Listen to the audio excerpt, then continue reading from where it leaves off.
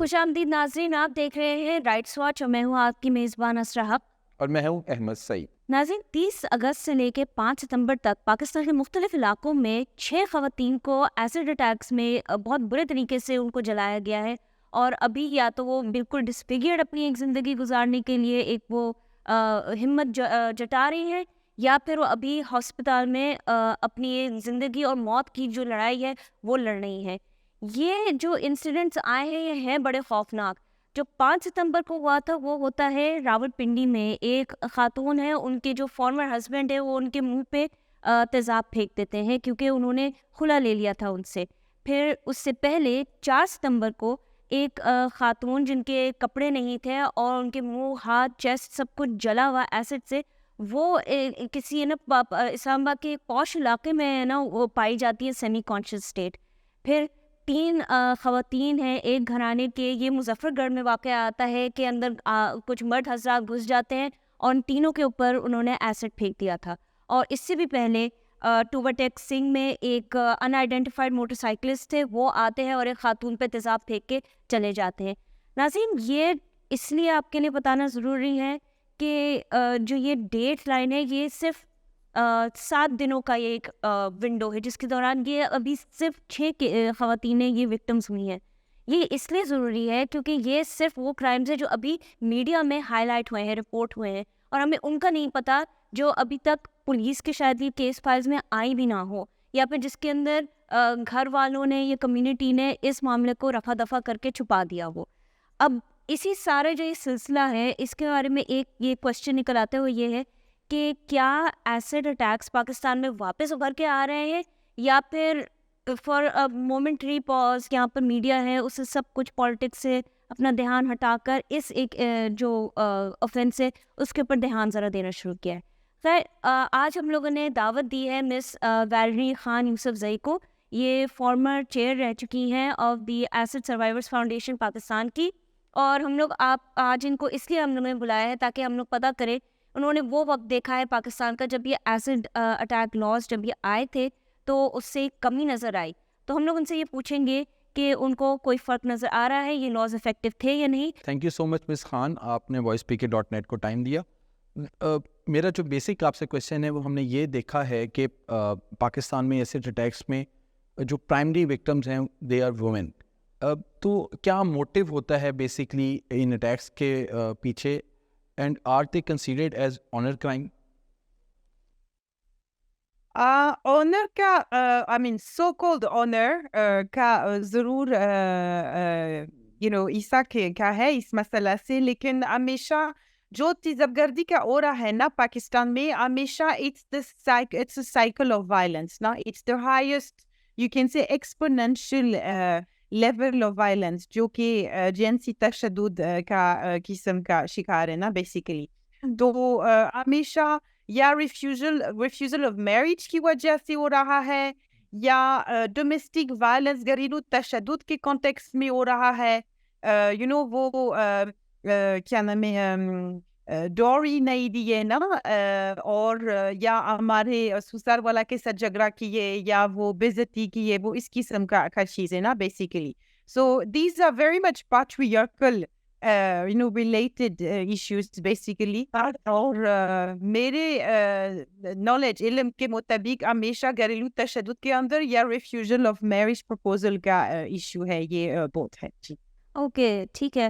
اچھا مس ویلری خان، عام طور پر I know rape and acid attacks are 2 different crimes, but ان کا جو at the end of the day جو رزلٹ ایکسپیکٹ کرتا ہے perpetrator, that is this person stays scarred for life. تو in that sense like جو یہ acid attacks I know men are also targeted with the expectation کہ we are going to disfigure him، یہ بھی scar ہو جائے گا for life، but یہ think کہ یہ specifically ایک جینڈر crime ہو جاتا ہے، and because یہاں سوسائٹی میں women's looks and their ability to care for a home they are valued primarily, so when you attack them with acid آپ ان کے looks بھی ان کے چھین رہے ہیں and you're also potentially handicapping them. So do you think کہ یہ اس طریقے سے یہ it's specifically a gender based crime، اور اس کی جینڈر سے اتنی ریلیشن نہیں ہوتی ایسڈ اٹیکس کی؟ میرے خیال اس کرائم کے اندر ایک سینیریو صرف نہیں ہے ٹھیک ہے لیکن the overwhelming majority of the victims are women and girls ٹھیک ہے اور اسپیشلی جب ینگ گرلس پیوبرٹی کا ریچ ہو رہا ہے I'm talking only about physical puberty, I'm not talking about mental maturity ٹھیک ہے میں وہ بلوغت کا ذکر کرتی ہوں میں رشد کا ذکر نہیں کرتی ہوں تو بیسیکلی جب تک پیوبرٹی کو ہی تک جاتا ہے یا ہمیشہ ویمن اینڈ گرلس کا وکٹمز ہے تو اسی وجہ سے تیزاب گردی ہمیشہ ایک جنسی تشدد کا کہانی ہے نا it's a form of GBV لیکن یہ مطلب نہیں ہے کہ are cases of acid attacks are GBV تو صرف نوانس کرنے پڑے گا جو کیس کے آپ کے سامنے آ جاتا ہے دوسری بات جو آپ نے کہا نا کہ by targeting physical appearance especially when you target women and girls ہمارے ماحول کے اندر we need to be aware of the fact کہ اس قسم کا اٹیمپٹ ہے to kill the social capital of that woman of that girl نا ہمیشہ یہ ہے especially because one of our کی values in the society is marriage تو یہ سوچے کہ جب ہمارے ریفیوزل ہو جاتا ہے یا ہمارے بات نہیں مانتے ہیں میں اتنی اسکار کروں گی کہ پھر ان کے پاس اور اپرچونیٹیز نہیں ہوں گی سوشل اپرچونیٹیز نہیں ہوں گی which very often is understood as marriage نا basically جب مردوں کی بات ہے ہمیشہ this is to make him carry for a long time the scar or the sign of revenge or the fact that he was not male enough to fight against this form of violence نا ہمیشہ یہ بھی ہے تو in any case there are a lot of gender dynamics within that form of violence even when it is from a man to man approach. But you can largely see that this is a form of GBV and that is actually a prevailing forms of violence against women and girls within the context of GBV even. Okay. اچھا مس خان ہم نے دیکھا ہے کہ from 2014 to 2020 civil society اور جو پاکستان کی government کی اتھارٹیز تھیں ان کے درمیان there has been a collaboration جس کے بعد ہم نے دیکھا کہ جو ایسڈ اٹیکس تھے ان میں ایک وہ ڈاؤن ورڈ ٹرینڈ ہمیں نظر آ رہا تھا لیکن لیٹلی ہم نے دیکھا کہ they are again on the rise تو اس کی وجہ کیا ہے کیونکہ ہم ایک ہفتے کے اندر ہم نے دیکھا کہ 6 خواتین جو ہیں 6 خواتین کو اس کا نشانہ بنایا گیا تو آپ اس کی کیا ریزن دیکھتی ہیں؟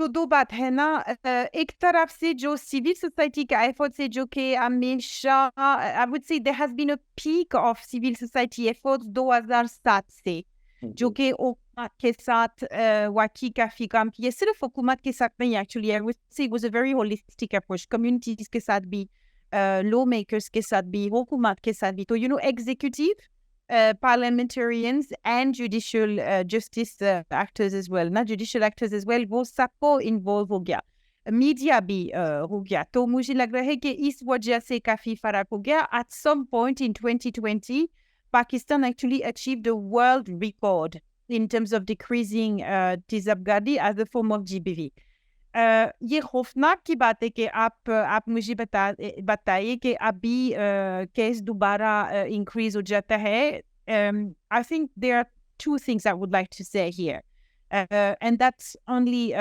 engages myself and nobody else. It's a personal opinion that may be challenged but you see sustainability in every action is linked to the fact that government and the state in general takes ownership of that. I think in the case of acid attack, kafi state ownership mil gaya recently. ابھی بھی پنجاب میں میرا خیال شاید 4 مہینے 6 مہینے پہلے social welfare department کی طرف سے کچھ کھولا گیا وکٹم آئیڈینٹیفائی کرنے کے لیے ان کو اکنامک سپورٹ دینے کے لیے تو مجھے لگ رہا ہے کہ اس قسم کا قدم پازیٹیو قدم ہے نا یہ دیکھ رہا ہے کہ حکومت بھی کوشش کرتے ہیں لیکن within an environment where the space for civil society has also shrunk and I can even tell you that some of the civil society organizations who were doing excellent work تیزاب گردی روکنے کے لیے have been impeded punctually but to work and to deliver their work تو یہ consequences ہو جاتا ہے اور وہ consequences ادارہ کے اوپر نہیں ہے وہ consequences patients of victims کے اوپر ہے یہ اسی وجہ سے یہ خوفناک کی بات ہے ٹھیک ہے تو unfortunately the only one of the key not the only, but one of the key explanation that I can see from what you were saying is that because that collaboration between the state and the civil society was interrupted because of inadequate and ill-advised policy, unfortunately, the sustained work to continue, I would say, consolidating the world record that had been achieved by Pakistan happened. That's number one. دوسری بات, when you have and that's the case all over the world, پورے دنیا میں, صرف پاکستان کی کہانی نہیں ہے. جب تک آپ کے سامنے کرائسس ہو جاتا ہے نا, economy crisis, climate crisis, political crisis, security crisis, you name it, تو پھر تشدد بڑھتا ہے نا. That's unfortunately, one of the, I would say, adverse impact of multidimensional crisis, جو کہ اور فیلڈز میں آ رہا ہے ہمارے سامنے نا, آن لائن وائلنس, گھریلو تشدد بھی, یہ سارے مسئلہ بڑھتا ہے. تو I think it's a contextual explanation, شاہد. اور اس کے علاوہ it's also the result of a very unfortunate or inadequate policy decision from the government relating to, not supporting further, not supporting as it should have done public and private partnership to consolidate the positive results related to Tizab Gadi in Pakistan. All right, Zahir Khan Sahiba, یہ جو government ہے certainly did feel there is a need to legislate on acid attacks. سو جو existing ابھی جو پی پی سی میں لا ہے وہ صرف کور کرتا ہے کہ like how to punish the perpetrator. But 2018 میں بھی ایک بل آیا تھا regarding rehabilitating acid attack victims through medical support and what not, but eventually وہ جا کے لیپس ہو گیا تھا because it never went through, وہ سینٹ کی طرف گیا نہیں تھا. But there were efforts because it does come across so that the government recognizes that the current existing law it's a bit deficient. آپ کے کیا ایکسپیرینس میں آپ کو کیا لگتا ہے کہ there are things that need to be worked on an immediate basis to curb the resurgence of acid attacks? I think what needs to be done on an urgent basis, is first of all to better monitor and enforce the limitation of acid sales and distribution. ٹھیک ہے, جو یہ بہت ضروری ہے کیونکہ officially you have different type of laws that govern that product sales and distribution. اور یہ میرا خیال ہے seriously I don't think acid should be banned. ٹھیک ہے, یہ impossible ہے. It's going to adversely impact ہمارے farmers جو کہ cotton industry میں ہے وغیرہ وغیرہ, ان کی ساتھ already board hai. We should not, put further, what should I say, economic stress on those population. However, we need to have a better monitoring system, and also probably further limit the sale and distribution of that product. That's number one. Secondly, rehabilitation ke liye, this was more to assert and facilitate free access to long-term medical care. کیونکہ emergency care میں یہ فی الحال آ جاتے ہیں نا public hospital میں وغیرہ وغیرہ, لیکن burn care in general is extremely expensive and it's also very long-term. اور جب ہمارے ساتھ کچھ Pakistan used to collaborate with several foreign doctors and teams to build the capacities of the nurses, not the surgeons, کیونکہ ہمارے ملک میں زبردست burn specialist ہے, یہ issue نہیں ہے, لیکن nursing care for burn care is a very specific specialty جو کہ in capacity building کا program ہونا چاہیے. اور اس کے علاوہ we need kinds of maybe waiver or allocation of special funds to ensure access to long-term affordable medical care for the victims. From a legal perspective, that's what needs to be addressed. We are in 2024. The efforts to legislate on the matter were kind of consolidated by 2019. I think it may be opportune to probably revisit the law in view of, potential other policy or administrative decisions. Maybe it needs to be slightly revised. Lekin abhi tak ek zaruri hai for the victims who remain there, and we need further socio-economic support and rehabilitation. Okay.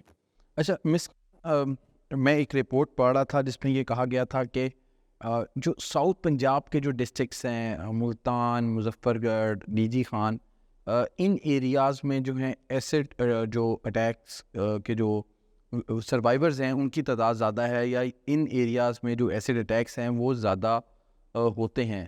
تو از there any specific reason کہ ان areas میں یہ attacks زیادہ ہیں؟ تو سب سے پہلے جب آپ اس ڈسٹرکٹ میں دیکھیں ان جنرل نا جی بی وی کا اوپر آ جاتا ہے نا، صرف تیزاب گردی کا بات نہیں ہے، ٹھیک ہے. لیکن اس کے علاوہ یہ ایریا ہے جو کہ کاٹن کا گرو کرتے ہیں، اور وہ کاٹن سیڈ کے لیے لوگ تیزاب استعمال کرتے ہیں سیڈ صفائی کرنے کے لیے. So there is also a circumstantial explanation which is linked to the local economy basically. اچھا مس ویلری خان صاحبہ، یہ ایک طرف کچھ ایک میڈیا رپورٹ کے مطابق آئی تھنک 200 کیسز ہیں پاکستان میں جو رپورٹ ہوتے ہیں پر ایئر ایسڈ اٹیکس کی.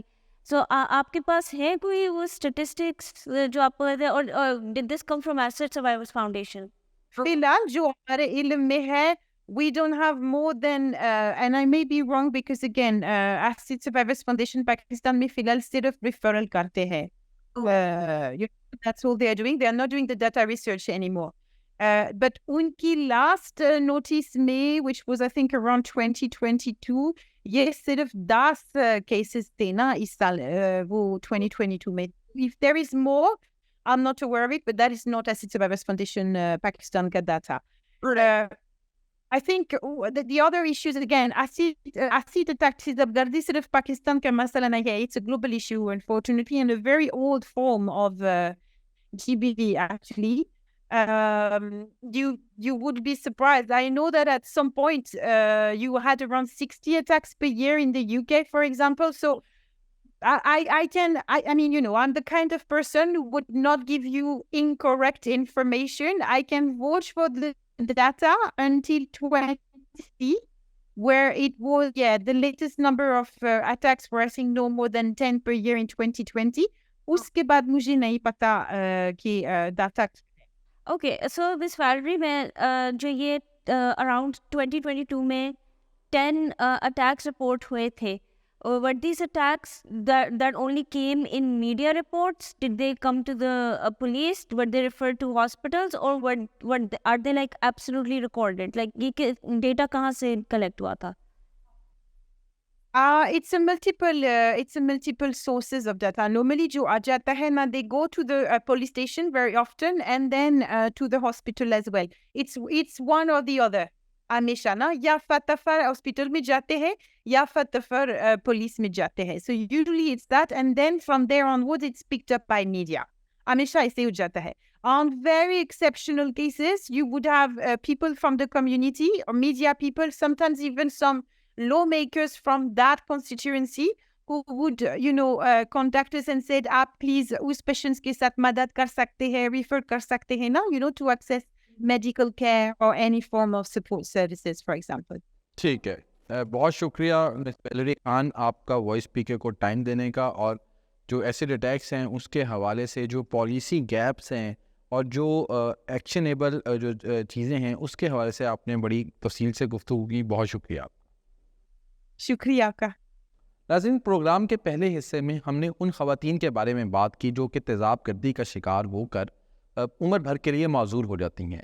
پروگرام کے اس حصے میں ہم بات کریں گے ان خواتین کے بارے میں جو کہ ہمارے اور آپ کے بچوں کو زندگی بھر کی معذوری سے بچانے کے لیے بہت زیادہ محنت کرتی ہیں. میں بات کر رہا ہوں پاکستان میں پولیو ورکرز کی, جن کو ہم لیڈی ہیلتھ ورکرز بھی کہتے ہیں. اور ناظرین, یہ جو پولیو ورکرز ہیں ان کی افادیت اس لیے بہت زیادہ ہے کہ پاکستان میں اس سال ستمبر کے مہینے تک 18 پولیو کیسز جو ہیں وہ ریکارڈ ہو چکے ہیں. اور یہ وجہ ہے کہ پاکستان میں جو پولیو کا پروگرام ہے وہ بہت زیادہ اہمیت کا حامل ہے, اور اس کو عالمی سطح پر بہت زیادہ اس پہ نظر رکھی جاتی ہے, اور بہت زیادہ اس کے حوالے سے فنڈنگ بھی دی جاتی ہے.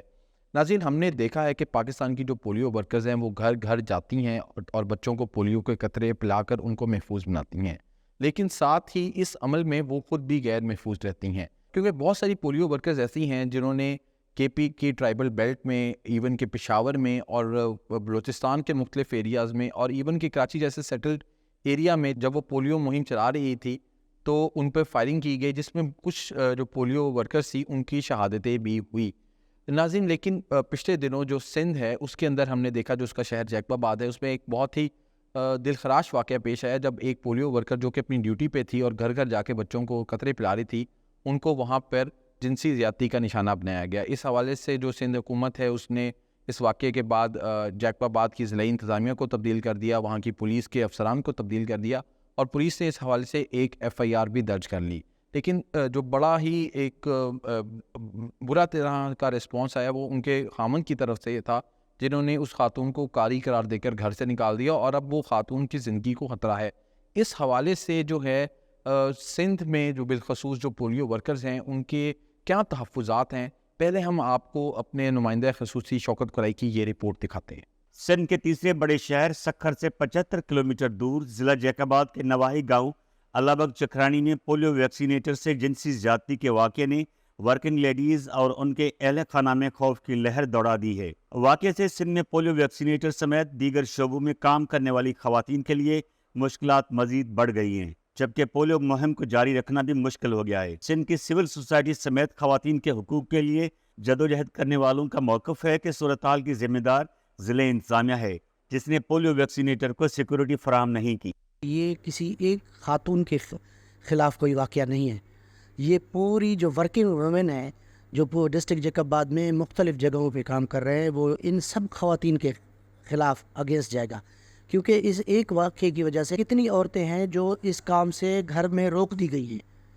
تو اس کا مطلب ہے کہ یہ لارج سطح پہ بڑی سطح پہ یہ خواتین پہ اس کا اثر ہوگا, کیونکہ ہم ٹرائبل سیٹ اپ میں رہتے ہیں, ہم ایسے معاشرے میں رہتے ہیں جہاں پر اگر ایسا واقعہ ہو جائے تو پھر بہت ساری خواتین ہیں جو کہ روزگار سے محروم ہو جائیں گی اور بہت ساری ایسی ہیں جن پہ بہت ساری پابندیاں لگ جائیں گی. شہروں میں تو پھر بھی بہت ساری سہولیات ہوتی ہیں, خواتین کام کر رہی ہیں, آگے بڑھ رہی ہیں, لیکن ہم جب دیہی علاقوں کی طرف جاتے ہیں حیدرآباد سے لے کے کندکوٹ تک جیکب آباد تک تو وہاں پہ خواتین کا بالخصوص نکلنا باہر ہی بہت بڑی بات ہے. اور پھر جب اس طرح کے واقعات ہوتے ہیں تو پھر اس سے یہ ہوگا آگے چل کے کہ جو دوسری خواتین آگے آنا چاہتی ہے, جو کام کرنا چاہتی ہے, پھر وہ ان کے لیے بڑے مسئلے مسائل ہوں گے اور وہ جو ہے وہ پھر وہی آ کے کھڑی ہوں گی جہاں سے وہ نکلی تھی, گھروں تک محدود رہ جائیں گی. جو سب سے بڑی جو ذمہ داری میرا خیال ہے وہ عائد ہوتی ہے وہاں کے انتظامیہ پر. پولیس کی نفری نہیں بھیجی گئی کیونکہ ان علاقوں میں ایسا ہوتا ہے کہ آپ اچھے بھلے لوگ بھی نہیں جاتے, تو یہ تو پولیو ورکر ہے. ایسی دہشت طاری ہوئی ہے, ایسی شرمناک بات ہوئی ہے کہ جس سے جو ہے ہماری ورکرس کے جو گھر والے ہیں ظاہر ہے وہ پریشان ہوئے ہیں, اگر ڈر سے زیادہ جو ہے وہ اس چیز پہ جو ہے مذمت کر رہی ہیں اور وہ ان کو جو ہے بہت غصہ ہے اس چیز پہ. واقعے کے خلاف جیکب آباد, حیدرآباد اور کراچی میں پولیو ورکر سمیت سول سوسائٹی کے کارکنوں کی جانب سے احتجاج بھی کیا گیا.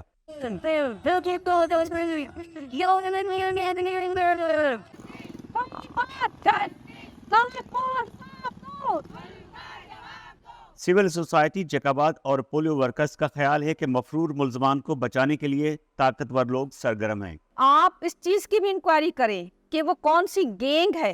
یہ کوئی چھوٹی بات نہیں ہے جو ظاہر ہوئی ہے, یہ ہماری ورکر کی قربانی نے ایک گینگ کو بھی ظاہر کیا ہے.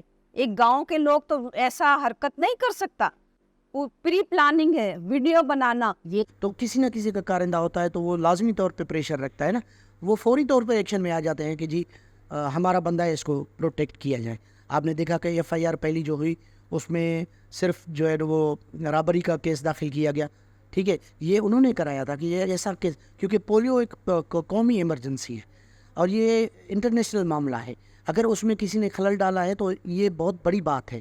تو اس کے لیے انہوں نے سوچا کہ اگر یہ جنسی ہراسگی کا اگر اس میں معاملہ آ جائے گا تو یہ معاملہ دنیا لیول پہ چلا جائے گا. اس لیے انہوں نے پریشر ڈالا کہ کوئی چھوٹی سی کوئی رابری وغیرہ دکھا کے ہم اس کو جو ہے فیور دے دیں. لیکن جیکب آباد کی میڈیا, جیکب آباد کی سول سوسائٹی اور باشعور لوگ, سوشل میڈیا, اس نے اسی وقت معاملے کو ٹیک اپ کر دیا.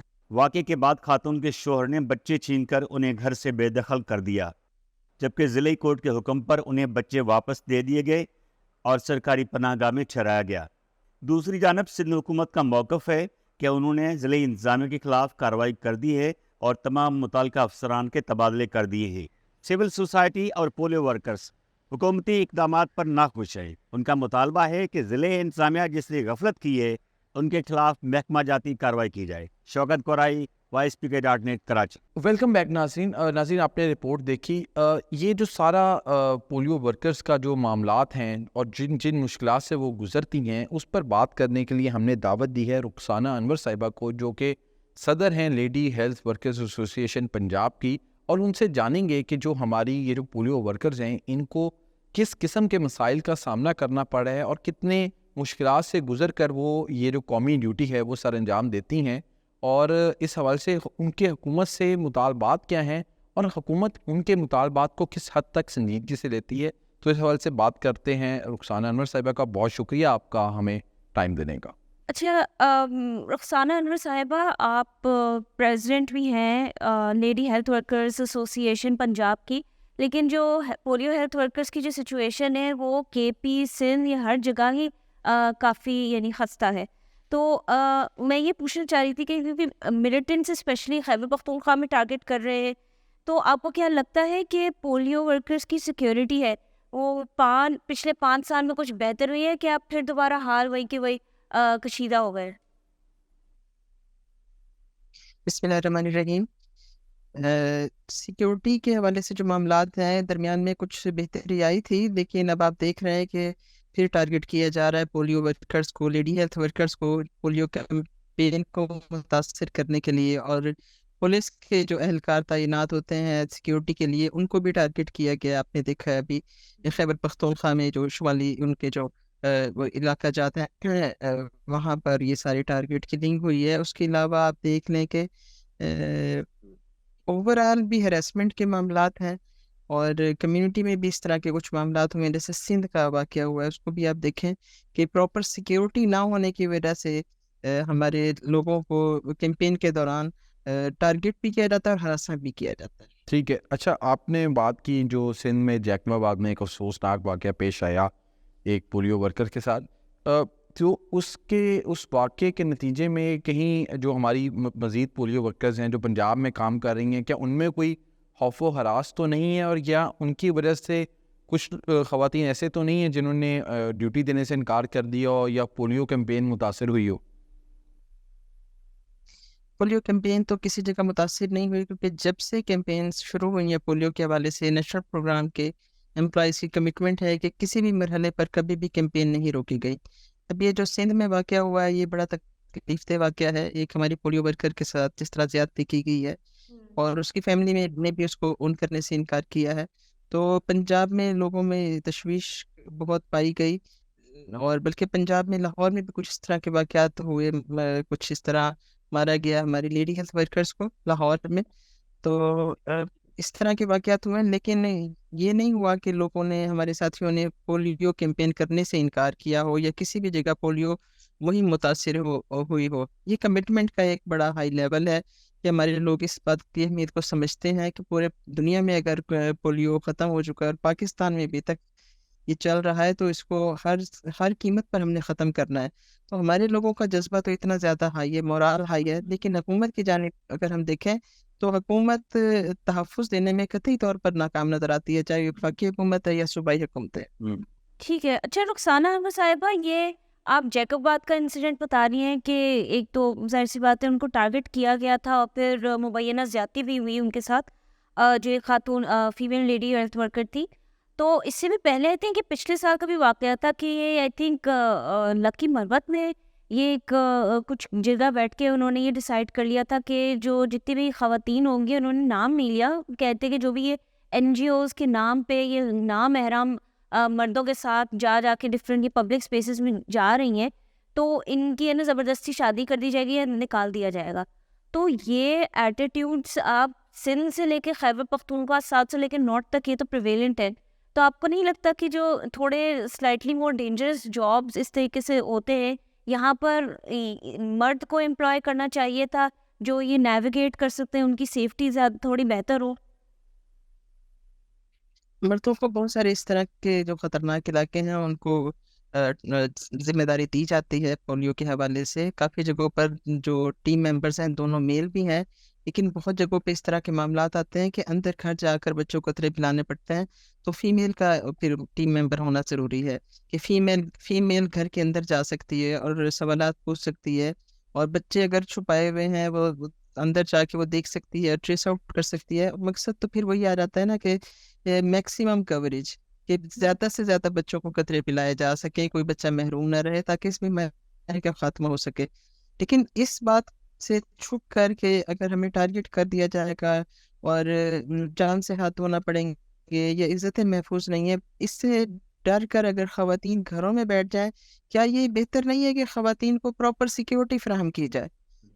جتنا بڑا یہ کاز ہے تو سیکیورٹی کا لیول بھی اتنا ہی ہائی ہونا چاہیے. لیکن بدقسمتی سے سیکیورٹی پر کوئی توجہ نہیں ہے اور باقی معاملات پر توجہ کی جاتی ہے, اور جب کوئی حادثہ یا سانحہ کوئی انسیڈنٹ ہو جاتا ہے اس کے بعد شور مچایا جاتا ہے. اس سے پہلے سیکیورٹی کا جو ہے وہ لیول ہائی کرنے کی کوشش نہیں کی جاتی ہمارے ملک میں. اچھا, بالکل رخسانہ صاحبہ, اور آپ نے بالکل رائٹلی پوائنٹ آؤٹ کیا کہ جس بھی قسم کے حالات ہوں, جس بھی قسم کا سیریس قسم کا واقعہ ہو جائے, ہم نے کبھی یہ نہیں دیکھا کہ لیڈی ہیلتھ ورکرز جو ہے انہوں نے پولیو ڈیوٹی دینے سے انکار کیا ہو, بلکہ وہ اس کو ایک قومی فریضہ تو سمجھتی ہیں, لیکن وہ شاید اس کو بہت ہی زیادہ پرسنلائز طور پہ سمجھتی ہیں, کیونکہ خواتین عام طور پہ ماؤں کے رول میں ہوتی ہیں, ان کو پتہ ہوتا ہے کہ بچوں کی ضرورتیں کیا ہوتی ہیں اور بچوں کی حفاظت کس طرح سے کرنی پڑتی ہے.